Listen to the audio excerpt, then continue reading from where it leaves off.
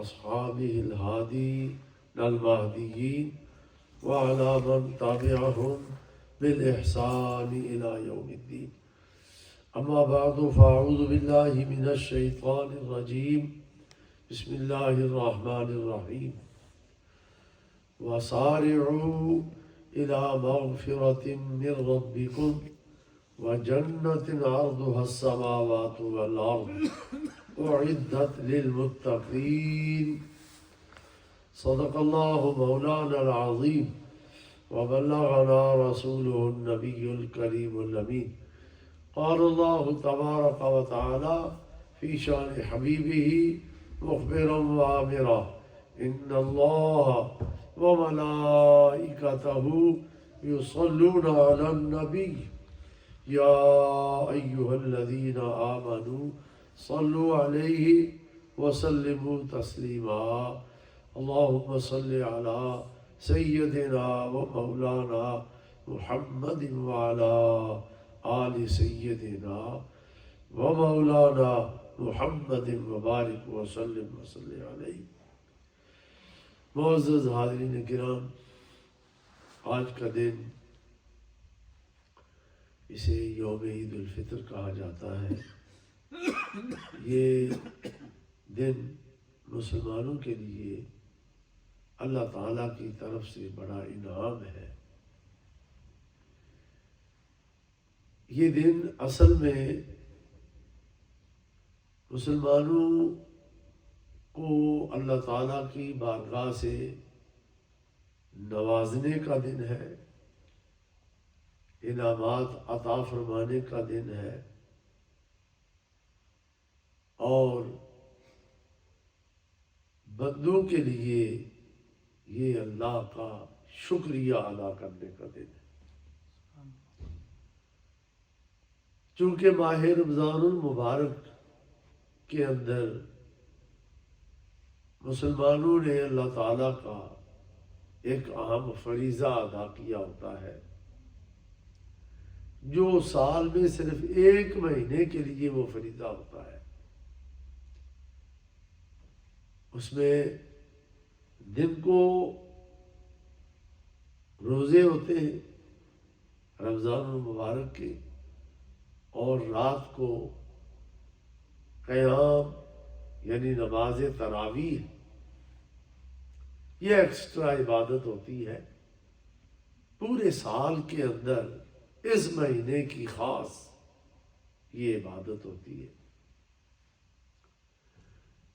تو روزہ ایسی عبادت ہے، یہ بڑی شاقہ عبادت ہے، مشقت ہوتی ہے اس میں، اور یہ ایک بڑی ممتاز عبادت ہوتی ہے. یہ وہ عبادت ہے جس عبادت کا اندازہ فرشتے نہیں کر پاتے. تو بندہ اپنے رب کی عبادت جب اس مہینے پورے میں کر کے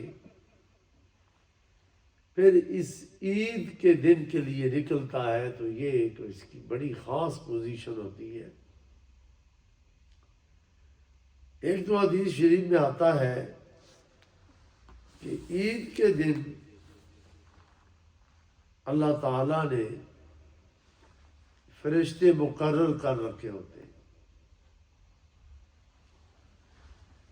جو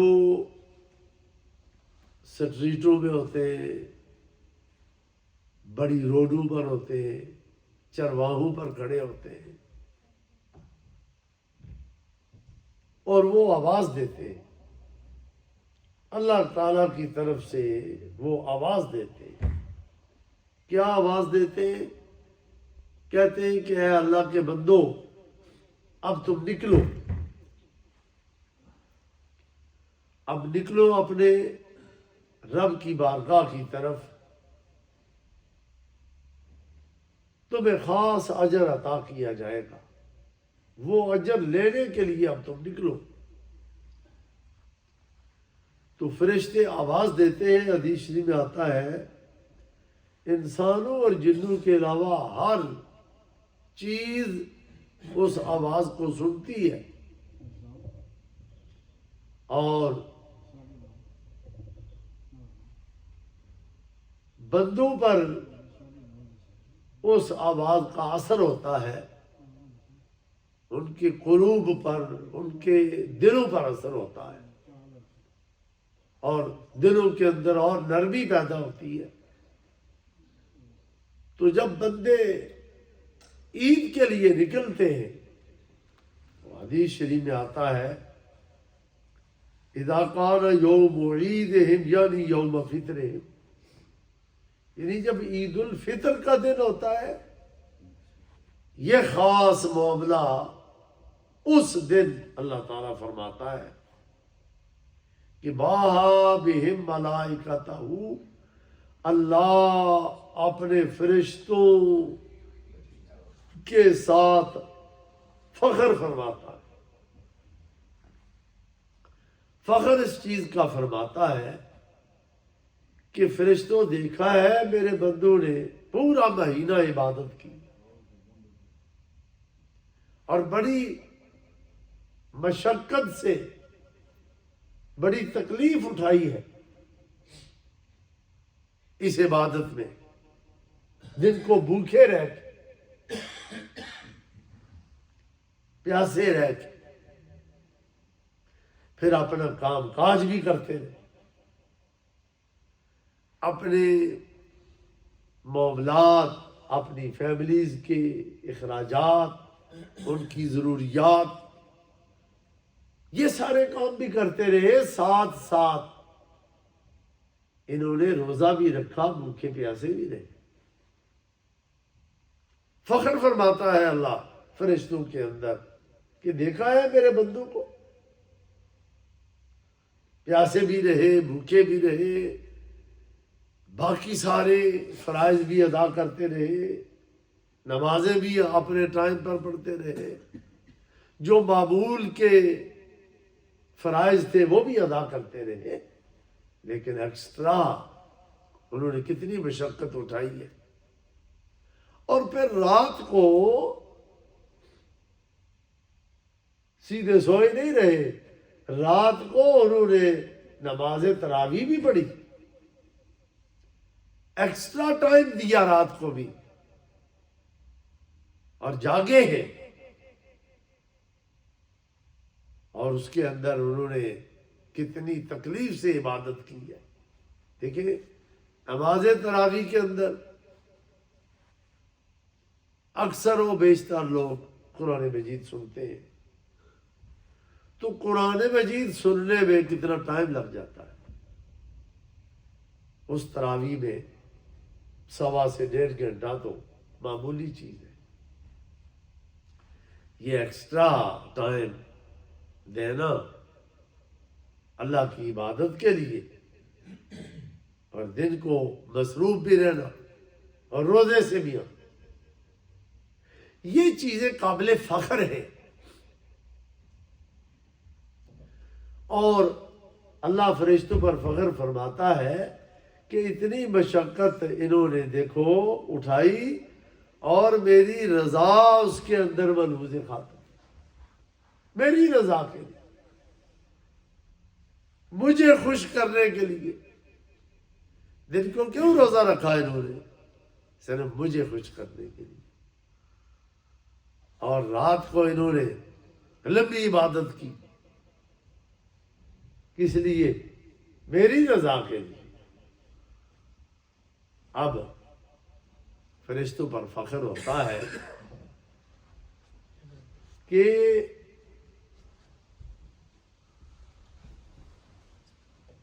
فرشتوں نے چونکہ پہلے روز یہ اللہ تعالیٰ کی بارگاہ میں یہ سوال پٹ اپ کیا تھا کہ اے اللہ تو ایسی مخلوق پیدا کرنے کا پروگرام بنا رہا ہے جو بڑی فسادی ہوگی، بڑی خون ریز ہوگی، اس کے اندر تو بڑی خرابیاں ہوں گی. یہ فرشتوں کو پہلے سے درک تھا نا کہ یہ چیز ہوگی، لیکن فرشتوں نے یہ اللہ تعالیٰ نے مشورہ لیا فرشتوں سے کہ تم ذرا اپنی رائے کا اظہار کر دو نا، کہ تم کیا رائے دیتے ہو، بناؤ ایسی مخلوق. فرشتوں نے رائے یہ دی کہ ہم تو سمجھتے ہیں کہ اللہ تیری عبادت ضروری چیز ہے، میرے مولا تو اس سے خوش ہوتا ہے، جب تجھے سجدہ کیا جائے تو خوش ہوتا ہے، جب تجھے رکوع کیا جائے تو خوش ہوتا ہے، جب تیرے نام کے وظیفے پڑھے جائیں تو خوش ہوتا ہے، تیرا ذکر کیا جائے تو خوش ہوتا ہے، اور تیری توحید بیان ہونی چاہیے تو خوش ہوتا ہے. تو وحدہ لا شریک ہے، یہ بیان ہونا چاہیے تو خوش ہوتا ہے. یہ چیزیں کرنے کے لیے تو ہم کافی ہیں. تو بے عیب ہے. جب تیرے بندے بیان کریں کہ اللہ سبحان ہے، ہر عیب سے پاک ہے، تو خوش ہوتا ہے. تیری حمد کی جائے کہ اللہ تعریف کے لائق ہے تو خوش ہوتا ہے. تو یہ سارے کام تو ہم کرتے ہیں اور کر رہے ہیں اور کرتے رہیں گے. تو پھر ایسی مخلوق ہم نہیں سمجھتے کہ اس کو بنایا جائے. اللہ تعالیٰ نے فرمایا انی اعلم ما لا تعلم، جو میں جانتا ہوں تم نہیں جانتے. آج کے دن اللہ فخر فرماتا ہے، فرماتا ہے دیکھا ہے بندے آ رہے ہیں نا، اب دیکھو کتنے بندے جمع ہوئے عید کے لیے، لیکن خالی اللہ تعالیٰ فخر یہ نہیں فرماتا نئے کپڑے پہن کے آ گئے.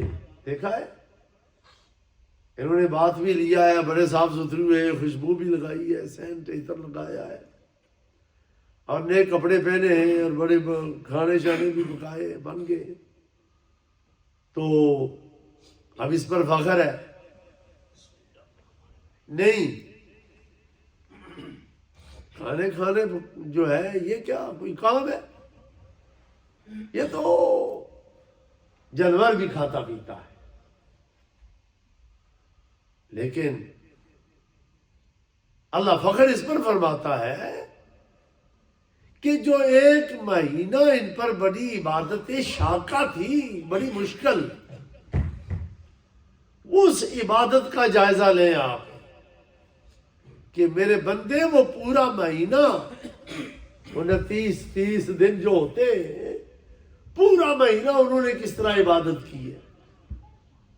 اس کا تم نے جائزہ لیا، اس کا جائزہ لو. اور یہ فرشتے رمضان المبارک کو زمین پر مسلمانوں کا نظارہ کرتے، بڑے ذوق شوق سے کرتے، بڑی محبت سے اترتے ہیں زمین پر، اور یہ تماشا دیکھتے ہیں مسلمانوں کی عبادت کا کہ مسلمان رمضان شریف آیا ہے، مسلمان یہ عبادت کس طرح کر رہا ہے. اب عید کے دن آیا، بڑا نہا دھو کے آ گیا ہے، اور اللہ کی بارگاہ میں اب پیش ہونے آ گیا ہے. تو کیسے پیش ہو رہا ہے؟ یا اللہ تو نے جو فریضہ ادا کی ہم پر ہمارے ذمہ لگایا تھا، ہم نے ادا کر دیا. بندے ہیں، انسان ہیں، چھوٹی موٹی کوتاہیاں تو ہوتی رہتی ہیں، لیکن تیرا فریضہ ہم نے ادا کیا، ادا کر کے آ گئے. اب اللہ تعالیٰ فرماتا ہے بندو دیکھا ہے میرے ان بندوں کو بھی کس طرح کے عبادت گزار ہے. اس طرح کی عبادت تم کر سکتے ہو، تم تسبیح تو پڑھ سکتے ہو، تم رکوع تو کر سکتے ہو، تم سجدہ تو کر سکتے ہو، تم قیام تو کر سکتے ہو، لیکن تم بھوکے پیاسے رہ سکتے؟ فرشتوں کو کیا پتا بھوک پیاس کیا ہوتی ہے؟ تم بھوکے پیاسے رہ سکتے ہو؟ اور بھوکے پیاسے رہ کے پھر اپنی ضروریات کے لیے محنت اور مشقت کر سکتے ہو؟ یہ خالی بھوکے پیاسے بھی نہیں رہے، یہ محنت بھی کرتے رہے، اپنی ضروریات کو بھی پورا کرتے رہے۔ پھر یہ میرے ایسے بندے جو مال حلال طریقے سے کماتے بھی رہے اور پھر اس رمضان میں میرے نام پر مال لٹاتے بھی رہے، خرچ بھی کرتے رہے، غریبوں کو مال دیتے رہے، مسکینوں کو مال دیتے رہے، فقیروں کو مال دیتے رہے، یتیموں کو مال دیتے رہے، اور بے کس لوگوں کی مدد کرتے رہے، ان پر اپنا مال بھی خرچ کرتے رہے، مال کماتے بھی رہے، روزے میں رہ کے بھوکے پیاسے رہ کے کماتے بھی رہے، پھر اسے میرے نام پر لٹاتے بھی رہے، اور رات کو قیام کے اندر بھی رہے۔ یہ سارے کام فرشتے کر سکتے ہیں؟ فرشتے تو ان ضروریات سے مبرہ ہے، منزہ ہے، پاک ہے، ان کو ضرورت ہی نہیں ہے۔ اس وقت فرشتے پھر ان کو رشک آتا ہے، پھر رشک آتا ہے فرشتوں کو کہ یہ جو اللہ کی مخلوق ہے یہ واقعی بہت بلند مخلوق ہے، جس کے لیے یہ بجا طور پر کہا فرشتوں سے بہتر ہے انسان بننا، مگر اس میں پڑتی ہے محنت زیادہ۔ اگر انسان اللہ کا بندہ صحیح بن جاتا ہے تو فرشتے اس کے پیچھے ہاتھ باندھ کے چلتے ہیں اور اس پر رشک کرتے ہیں، فخر کرتے ہیں کہ کیا مقام ہے انسان تیرا کہ وہاں تو فرشتہ بھی نہیں پہنچتا، جہاں تو پہنچتا ہے۔ اللہ تعالیٰ فرشتوں پر یہ فخر جب فرماتا ہے تو پھر اللہ فرشتوں سے یہ خطاب بھی فرماتا ہے مجھے یہ بتاؤ ما جزاء اجیر وفا عملہ، جو شخص اپنا کام پورا کر لیتا ہے اس کا اجر کیا ہے؟ قالوا، فرشتے کہتے ہیں ربنا جزاؤہ ان یوفی اجرہ، اے اللہ ہم تو اتنا جانتے ہیں جب کام کرنے والا اپنا کام پورا کر لے تو پورا ہونے پر اس کو پورا اجر دے دینا چاہیے۔ قال ملائکتی، اللہ تعالیٰ فرماتا ہے میرے فرشتوں گواہ ہو جاؤ، تو عبیدی و امائی قضاء فریضتی علیہم، میرے بندے اور بندیوں نے اس پورے مہینے رمضان میں میرا فرض ادا کر دیا ہے، فرض پورا کر دیا ہے۔ اب اس حدیث کی روشنی میں مسلمان کو فلسفہ عید سمجھنا چاہیے۔ یہ فلسفہ عید کیا ہے؟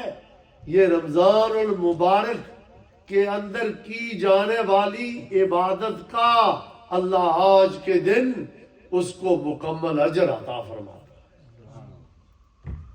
یہ اجر لینے کا دن ہے۔ اور فرمایا ثم خرجوا یعجون الی الدعاء، اب یہ نکلے ہیں اور دعا کرنے کے لیے نکلے ہیں میری بارگاہ میں، وعزتی وجلالی وکرمی وعلوی وارتفاع مکانی لاجیبنہم، اللہ تعالیٰ فرماتا ہے فرشتوں مجھے اپنی عزت کی قسم ہے، مجھے اپنے جلال کی قسم ہے، مجھے اپنے بخشش کی قسم ہے، مجھے اپنی بلندی کی قسم ہے، مجھے اپنے بلند مقام کی قسم ہے، آج یہ میرے بندے اس نماز عید کے بعد جو دعا مانگیں گے، جو ان کی جائز دعا ہوگی میں ان کی اس دعا کو قبول کر لوں گا۔ اور فیقول، پھر اللہ فرماتا ہے آخر میں ارجعوا، اے میرے بندو اب تم لوٹو اپنے گھروں کو واپس، فقد غفرت لکم، میں نے تمہارے پہلے سارے گناہ معاف کر دیے۔ یہ کتنی خوشخبری کا دن ہے، یہ کتنی خوشی کا دن ہے جسے عید دیکھے نا. یہ جب کوئی بندہ کی کورٹ میں پیش ہو جائے تو کسی بڑے جرم سے اس کو بری کیا جائے تو کتنی خوشی کا دن ہوتا ہے اس کے لیے. اور کہتا ہے یاد رکھا جائے گا کہ اس دن اتنے بڑے جرم اور سزا سے مجھے معافی ملی تھی. حضرات گرامی، اللہ تعالیٰ عید کے دن مسلمانوں کو یہ مجدہ سناتا ہے. کیا مجدہ؟ قد غفرت لکم، تمہارے سارے گناہ معاف کر دیے. وبدلت سیئاتکم حسنات، اور جو تم سے برائیاں ہوئی ہیں آج تک پورے سال میں، آج عید الفطر کے صدقے، لیکن چونکہ رمضان میں فرق ہوا ہے اس پر، اس فرق کی وجہ سے آج ہم تمہاری ساری برائیوں کو نیکیوں میں تبدیل کر رہے ہیں، نیکیوں میں تبدیل کر رہے ہیں، نیکیوں میں بدل دیا. جتنے جرم ہوئے وہ اللہ تعالیٰ آج کے دن ان جرموں کو بخشتا نہیں ہے، خالی بخش کے ان کو نیکیوں میں بدل دیتا ہے. اور فَيَرْجِعُونَ مَغْفُورًا لَهُمْ، پھر مسلمان اپنے گھروں کو واپس اس حالت میں لوٹتے کہ وہ بخشے ہوئے ہوتے ہیں. حضرات گرامی، دیکھا ہے حاجی حج سے واپس آتا ہے تو بخشا ہوا آتا ہے. یہ آپ کو پتا ہے نا، حاجی حج سے بخشا ہوا آتا ہے. اور حضور کی حدیث کی روشنی میں یہ مسلمانوں کے لیے کتنی خوشخبری ہے کہ رمضان المبارک میں مسلمان جب رمضان المبارک کا احترام اور اس کی عزت کرتا ہے اور پھر عید کے لیے آتا ہے. اور اس عید کے دن کی بھی یہ شان ہے کہ عید پڑھ کے جب واپس ہوتا ہے تو بخشا ہوا اپنے گھروں کو واپس جاتا ہے. تو پھر آپ کو یہ بات سمجھ آنی چاہیے، حاجی بخشا جاتا ہے رمضان المبارک کی عید الفطر، کیونکہ وہ روزے ایسی عبادت ہوتی ہے کہ جس پر اللہ یہ اجر عطا فرماتا ہے کہ ان بندوں نے رمضان کا یہ احترام کیا ہے. 11 مہینوں کے بعد 1 مہینہ ہم نے اسپیشل ان کو دیا تھا، اس میں عبادت کی ہے اور میرے احکام کا احترام کیا ہے. آج یہ عید پڑھنے آئے ہیں، جس طرح حاجی بخشا ہوا جاتا ہے اسی طرح آج عید پڑھ کے یہ بھی اپنے گھروں کو بخشا ہوا واپس جا رہا ہے. اور اس میں ایک بات آپ کو اور میں یہ عرض کر دوں، مسلمانوں کو اپنا جائزہ تو لینا چاہیے نا، کم از کم جائزہ ضرور لینا چاہیے. جب تک جائزہ نہ لیا جائے تو اس وقت تک انسان کچھ پا نہیں سکتا. مسلمان جب نقصان اٹھاتا ہے تو اس کو جائزہ لینا چاہیے کہ کیا مجھ سے خطائیں ہوئی ہیں جس کی یہ سزا مل رہی ہے. اور جب انسان پر انعام آتا ہے پھر بھی اس کو اللہ کا شکر کرنا چاہیے کہ مجھ سے اللہ نے کیا اچھے کام کروائے ہیں جس کے بدلے اللہ نے یہ انعام عطا فرمایا. حضرات گرامی، اسی لیے کسی نے کہا نا، میں جب کہتا ہوں الہی میرا حال دیکھ، آواز آتی ہے اپنا نامہ اعمال دیکھ. یہ تو جائزہ لے لے. اس لیے مسلمانوں کو عید الفطر سبق دیتی ہے، لیسن، کہ مسلمانوں کو پورا جائزہ لینا چاہیے کہ رمضان المبارک میں کس قدر ہم نے اللہ کے احکام کی پابندی کی.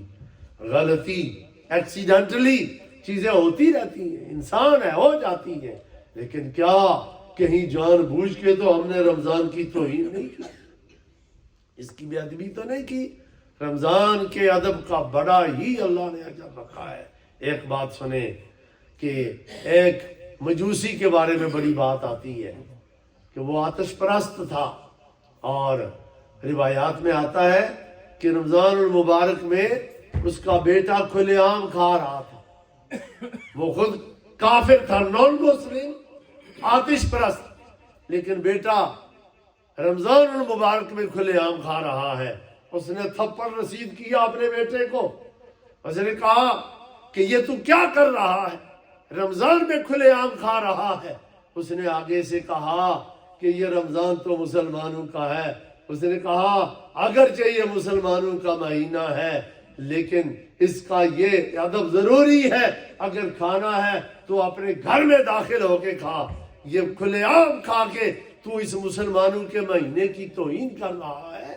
حضرات گرامی، روایات میں آتا ہے جب وہ مجوسی مر گیا تو کسی مسلمان نے خواب میں دیکھا جنت میں چل رہا، پوچھا تیرے جنت میں آنے کی کیا وجہ بنی، تو کافر تھا، مجوسی، آتش پرست، جنت تو فقط مسلمان کے لیے ہے، اس میں نان مسلم کی انٹری نہیں ہے، تو کیسے آ گیا؟